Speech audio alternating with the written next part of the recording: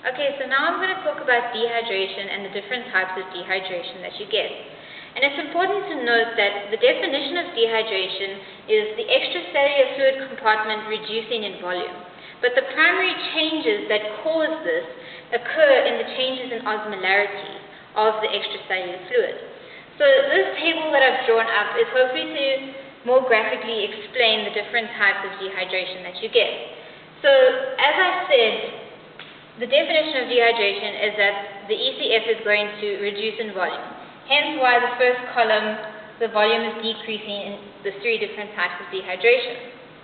With isotonic dehydration, however, you don't have a change in osmolarity because iso means the same, so the tonicity doesn't change across the different compartments. So there's no change there.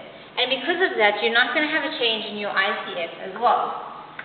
So an example of isotonic dehydration would be either diarrhea or excess sweating because the ions and the osmolarities aren't changing.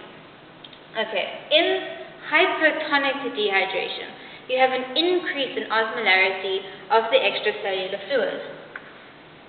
Now, if the osmolarity of the extracellular fluid compartment has increased, water is going to move from the intracellular fluid compartment into the extracellular fluid compartment.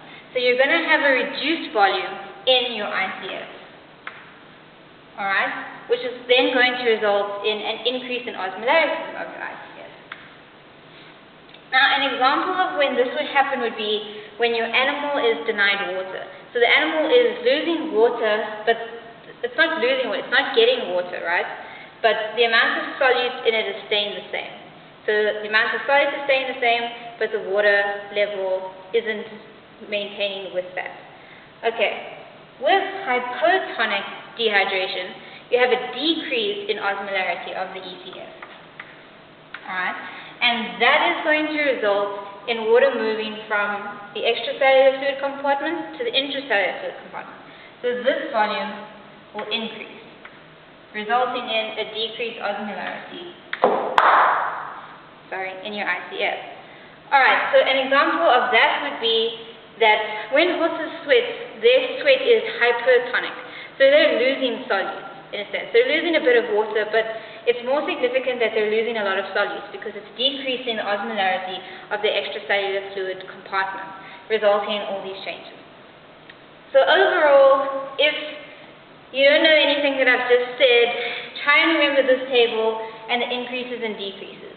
If you can at least figure out these two parts, you can then see, okay, if the osmolarity is increasing in my extracellular fluid, I know that because of the process of osmosis, what's going to happen to my intracellular fluid and resulting and so forth.